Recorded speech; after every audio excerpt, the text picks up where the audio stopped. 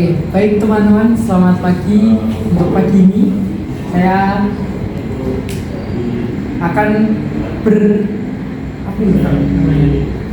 podcast tanya jawab dengan senior saya sendiri. Beliau sebagai seorang operator layanan urusan dalam di kantor pencarian dan pertolongan di Jakarta.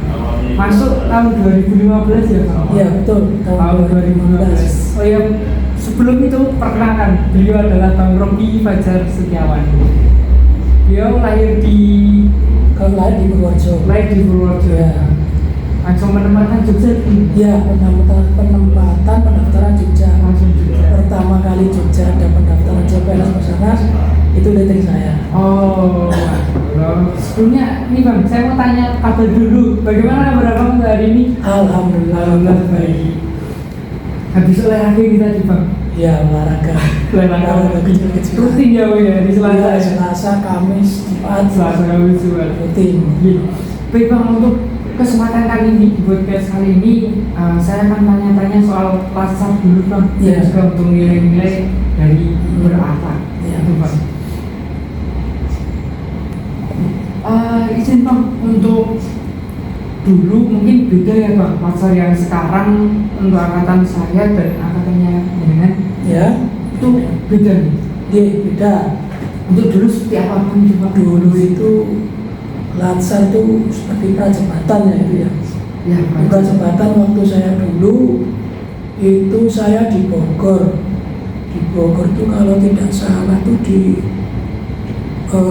pertanian atau apa saya kurang. di balik diklat itu. Enggak, di Bogor bukan di Balai di tempat kalau nggak salah itu Kementerian Pertanian atau apa saya lupa itu ya kalau lansanya itu berapa cuma 2 minggu atau berapa itu kalau nggak salah.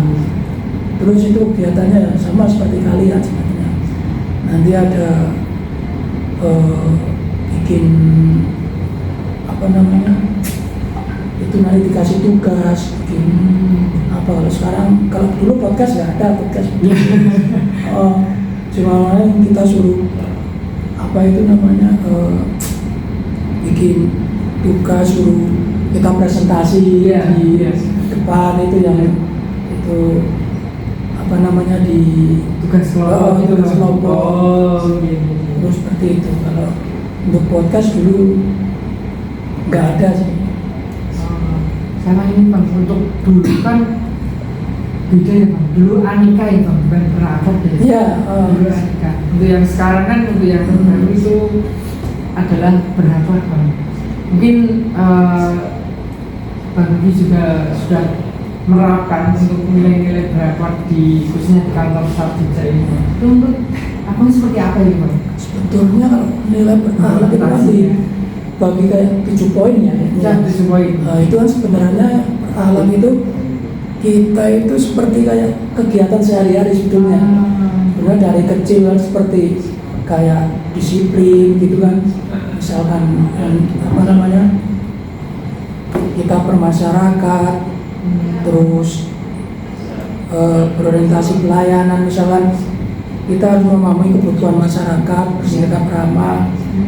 Jadi kita misalkan nih kayak rescuer seperti kalian ini rescuer nanti di lapangan ya jangan asal ini saya dari Basarnas jangan seperti Tidak berusaha kalau saya itu sama ramah lah. Kalau kehidupan sehari-hari pun kita kan juga harus ramah terus karena berhadapan dengan masyarakat. Kita kan kalau ramah sama masyarakat kan enak. Kita kalau ketemu orang saya juga pun kalau ada orang kurang ramah kayak gimana gitu tuh. Makanya itu berakhlak itu sama seperti kegiatan sehari-hari sebenarnya. Untuk orientasi pelayanan, kalau untuk akuntabel misalkan disiplin, kita sehari-hari berangkat kerja, waktu kerja jam kerja itu mungkin jam 7 harus sudah sampai kantor nanti atau jam setengah 8 kita udah absen udah apa itu kita harus tepat waktu. Tidak terlambat itu kan kehidupan sehari-hari juga pun gitu, kita harus tetap disiplin terus harmonis. Kita di sini bekerja tidak cuma sendiri. Kita banyak orang, kita kan sama teman-teman juga harus harmonis, harus membangun lingkungan kerja yang yang baik lah. Itu kalau nanti di lingkungan kerja sama teman, istilahnya Jawanya itu jutean kan gak enak loh. Kalau nggak nyaman sendiri. Iya, nggak nyaman. Kita mau duduk di sini ketemu teman yang kita nggak suka kan nggak enak. Harus benar-benar dijaga. Iya, harus benar-benar dijaga. Nah, untuk titik poin 5 itu kan ada loyal. Untuk mengutamakan kepentingan bangsa dan negara setelah nama baik sama ASN, pimpinan instansi dan negara. Jadi waktu misalkan kayak dulu saya itu rescuer, waktu jabatan saya rescuer itu saya pernah istilahnya waktu libur itu waktu libur saya itu di rumah itu waktu libur, terus ada panggilan offset ya, walaupun dari Purworejo Jogja jauh ya kita tetap berangkat. Tanggung jawab kita kan kita harus bertanggung jawab sama pekerjaan kita, mengutamakan pekerjaan. Nah, terkecuali kalau misalkan memang ada yang mendesak, seperti kita kan punya keluarga juga, kayak misalkan belum punya keluarga juga, masih ada bapak ibu sakit, itu kan masih bisa bertoleransi lah istilahnya. Kita yang penting kita itu ada istilahnya omongan lah kepada pimpinan, istilah izin dulu. Kalau misalkan pimpinan masih, pimpinan juga pasti kasih izin lah. Tapi jangan buat alasan. Kita kerja di sini, kita harus mengikuti aturan yang ada di sini gitu. Untuk yang poin 6 ada adaptif, cepat menyesuaikan diri terhadap perubahan, terus berinovasi dan bertindak proaktif. Nah, seperti di Resco sendiri kan biasanya setiap tahun kayak ada diklat lanjutan kan pasti ada itu kan yang berubah, misalnya baru, teknik baru, skill baru. Itu ya kita harus mengikuti. Kalau misalkan nanti yang berangkat itu temanmu, ya kita harus itu cari tahu temanmu, tanya sama temanmu. Jadi kita berinovatif lah.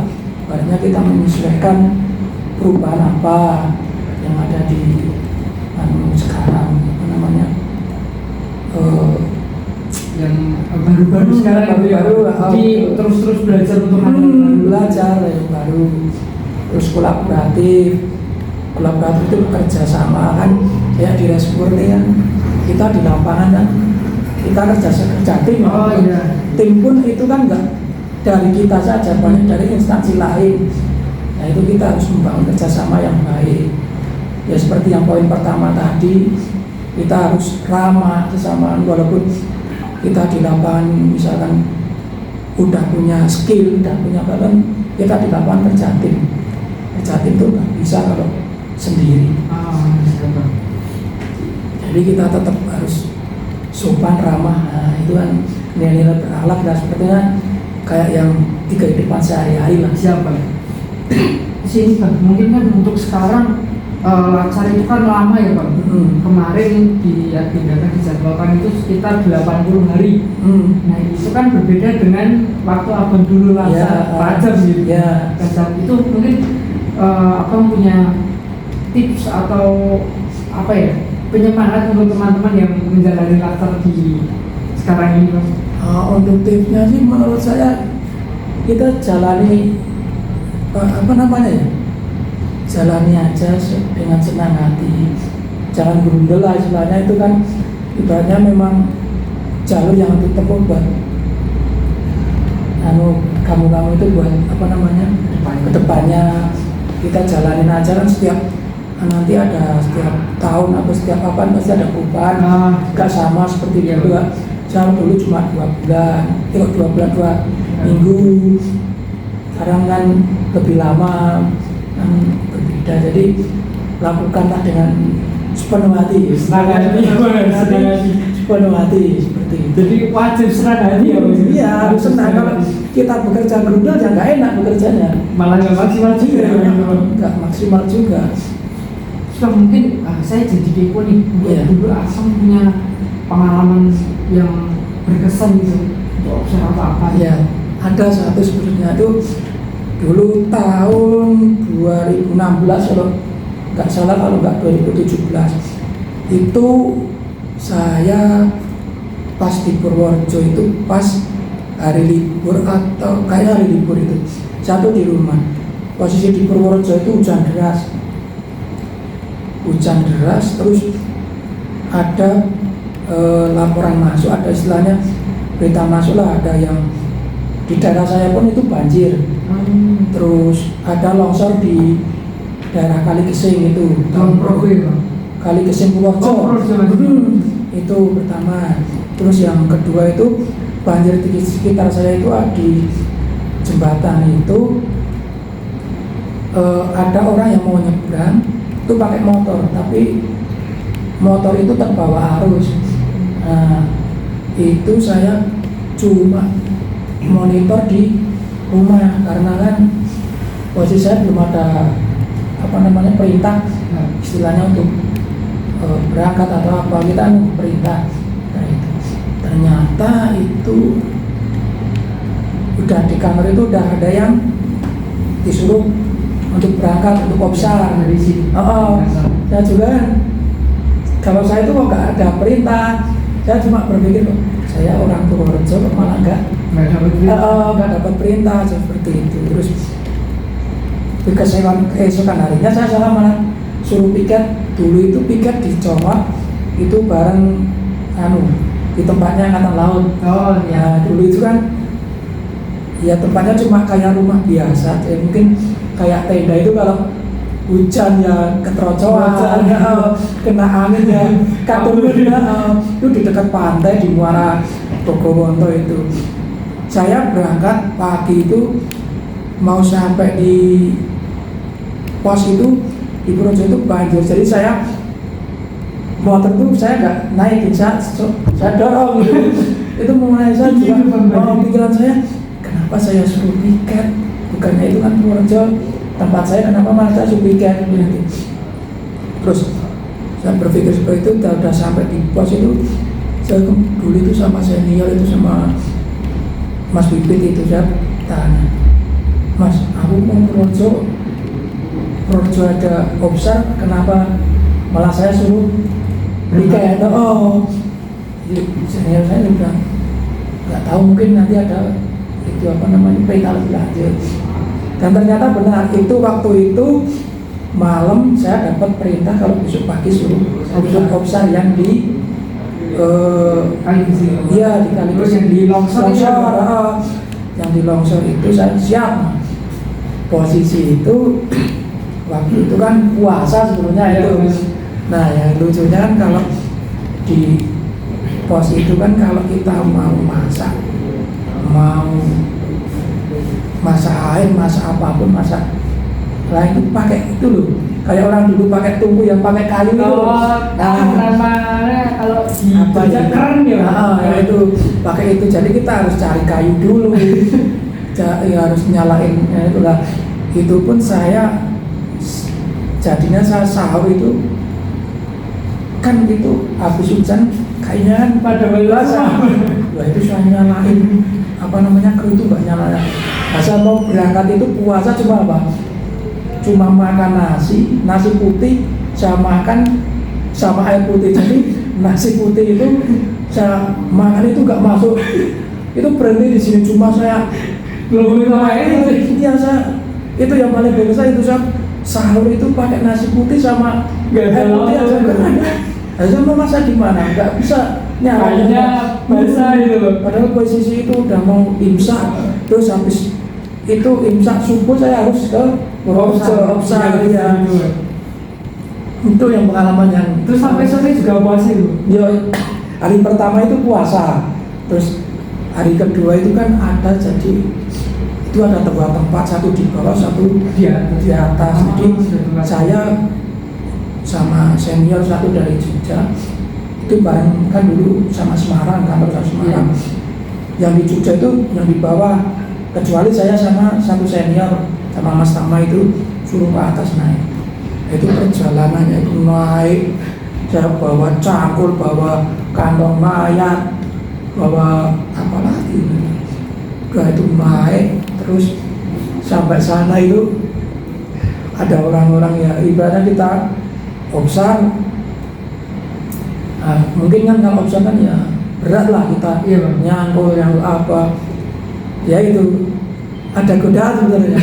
Ada yang nggak puasa, ada yang itu kan pohon kelapa pada jatuh toh, wah itu diambilin dibuat apa masih puasa itu ya. Wah itu kalau gini gimana, panas waktu itu kerja nyangkul terus seperti itu. Tapi pas hari pertama lancar yang kedua itu penuh godaan. Saya itu sampai itu kan ketemu satu keluarga itu sebelum duhur kan. Saya habis duhur itu turunlah ke posko gabungan itu jualan lagi. Itu tenggorokan udah nggak bisa apa ya namanya, udah kering lah istilahnya. Nah saya putuskan itu buat batalin puasa. Nah itu kan saya di pinggir jalan itu kan ada kayak apa ya, mata air itu kan? Iya, kan kayak mata air. Kayak itu kapal kalender. Air Padahal itu habis pegang mayat ya istilahnya. Yang penting kita udah cuci tangan dulu tuh. Dari PMI sudah disemprot. Itu bangun sudah minum aja. Itu udah nggak kuat. Nah terus itu apa namanya yang hari berikutnya itu udahlah nggak usah puasa aja. Percuma nanti kita puasa terus di tengah jalan kita apa namanya itu batal lagi ya, percuma. Itu pengalaman lah, unik lah itu. Itu ya benernya kita berduka juga, tapi di situ kan ada pengalaman yang mungkin kalau nggak seperti itu kita nggak bisa ceritakan ya. Nah, itu termasuk pengalaman unik gitu kan. Waktu puasa yang tadinya mau puasa full banyak godaan, dan ya kalau tanah longsor itu ya, menurut saya berat juga. Masalahnya korban tertimbun tangan kita nggak tahu itu di mana lokasinya. Pakai anjing pelacak pun kan, anjing pelacak itu kan apa namanya, cuma bau-bau kayak apa ya namanya, samar-samar aja. Itu kan di situ kan ada nggak cuma orang yang korban, itu kan banyak binatang seperti apa namanya, banyak tulang lele kan. Kalau baunya kan sama aja, tak samar toh. Jadi kita nggak tahu. Dia harus benar-benar hati-hati. Hati-hati ya, cuma kita tahunya itu dari lingkungan situ lah, seperti tetangga yang alhamdulillah yang selamat dan misalkan kondisi rumahnya di sini. Kita kan ya udah kita tanya di sini. Kalau kita kan nggak ada pemberitahuan kondisi mana kita tahu. Tanah semua, tertutup tanah semua. Posisinya di mana? Nah, itulah pengalaman yang unik, berkesan gitu ya, berkesan. Waktu puasa. Mungkin kalau ini Bang, kita kan belajar dari pengalamannya Bang. Itu ada nggak sih motivasi buat CPNS untuk adik-adik apa? Kalau kita menyikapi seperti itu harus seperti apa? Nah, motivasi ya tetap kita bekerja tetap itu dengan hati ya. Kita jangan gundul ibaratnya. Ya itu motivasinya kita bekerja. Apa yang perintah yang pimpinan itu sampaikan kita taati lah ibaratnya seperti itu.